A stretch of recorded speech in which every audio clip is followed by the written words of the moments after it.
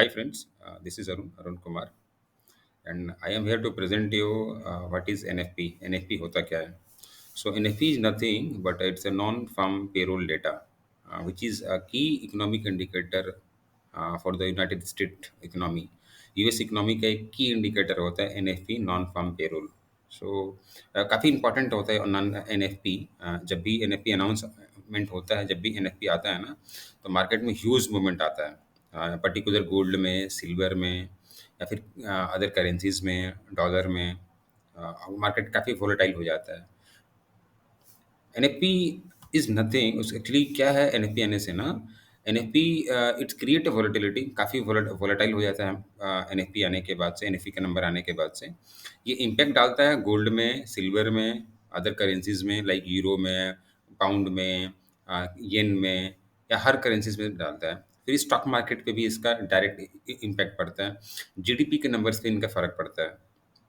और NFP every first Friday of the month, month का हर first Friday NFP का number declare होता है. सो अगर हम डिफिनेशन की बात करें कि होता क्या है, so it's a non farm payroll data, जो इकोनॉमिक डेटा होता है, और इसमें फार्मिंग सेक्टर के एम्प्लॉयज़ को छोड़ के, गवर्नमेंट एम्प्लॉयज़ को छोड़ के, प्राइवेट हाउस होल्ड एम्प्लॉय मतलब कि मेरा घर है, मेरे घर पे मैंने दो लोगों को हायर करके रखा है, मेरा लाइक किचन संभालने के लिए, मेरा गार्डन संभालने के लिए. तो वैसे लोगों को इसमें इंक्लूड नहीं करते हैं.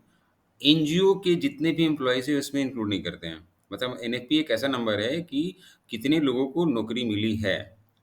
उनमें से जितने लोगों को नौकरी मिली उसमें किनको किनको हटा देंगे, तो फार्म सेक्टर को, मतलब जो एग्रीकल्चरल में है उनको काउंट नहीं करेंगे. गवर्नमेंट एम्प्लॉयज़ को काउंट नहीं करेंगे. प्राइवेट हाउस होल्ड्स हैं उनको काउंट नहीं करेंगे. एंड एम्प्लॉई जो नॉन प्रॉफिट के हैं, जो एनजीओ के जो एम्प्लॉई हैं, उनको काउंट नहीं करेंगे. एक्चुअली क्या है कि यूएस की जो इकोनॉमी है ना, US economy is a spending economy. मतलब जितना खर्च करेंगे वहाँ का जीडीपी उतना ग्रो करेगा, right.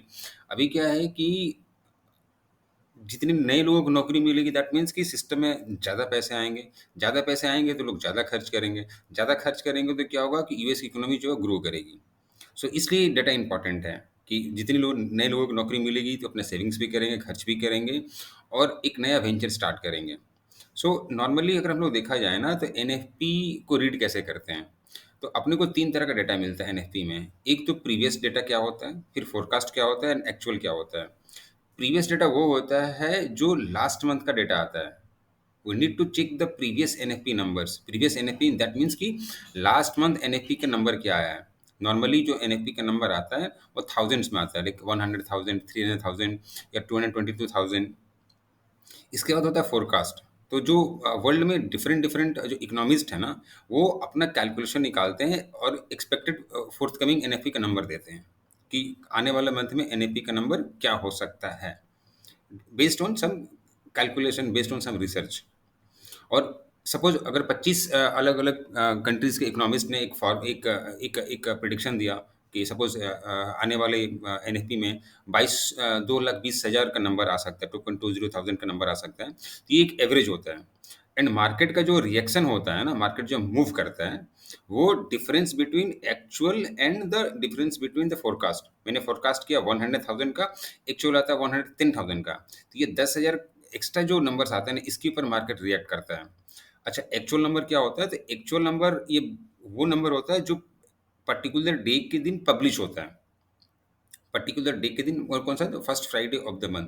So NFP is nothing but एक पेरोल का डेटा होता है. और जब भी एक्चुअल डेटा आता है और ये प्रीवियस डेटा से एंड फोरकास्ट डेटा को बीट करता है, पर्टिकुलर फोरकास्ट डेटा को बीट करता है, तो मार्केट में मूवमेंट अकॉर्डिंगली आता है. अब एक्चुअली मार्केट में मूवमेंट कैसा आता है, अगर फोरकास्ट से एबव आता है, data above forecast, normally bullish for USD and bearish for gold, silver and other currency.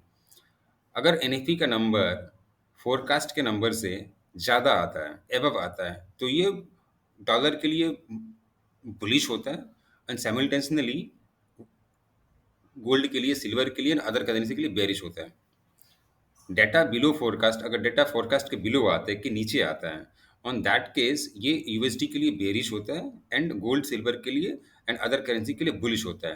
That means हम ये कह सकते हैं कि एनीथिंग, कुछ भी जो चीज़ डॉलर के लिए कोई भी इंडिकेटर जो डॉलर के लिए बुलिश है, वो अदर करेंसी से अदर फॉरेक्स के लिए बेयरिश है। डॉलर अगर वीक है तो सारे करेंसीज स्ट्रांग हैं। लाइक इसके साथ में अदर लैगिंग डेटा भी हम लोग इसको वॉच करते हैं, like average earning hour same day में पब्लिश होता है। जैसे ही एनएफपी का नंबर आता है, हमें ये नंबर भी देखने को देता है कि एवरेज अर्निंग डेटा क्या है। Now the thing is what next, अगर हम लोग देखते हैं ना, सो हम लोग एनएफपी को लाइव मार्केट में कैसे ट्रेड करें। So you can contact me, this is my WhatsApp number, email ID है वहाँ पे, and you can visit my website, it's फिनोमिलाटेक.com। Actually we are algorithm provider, हम लोग एल्गोरिथम सॉफ्टवेयर प्रोवाइडर हैं। Along with that we train the people how to trade during the news hour में कैसे trade करते हैं। So if anything required you can call me, and thanks learning.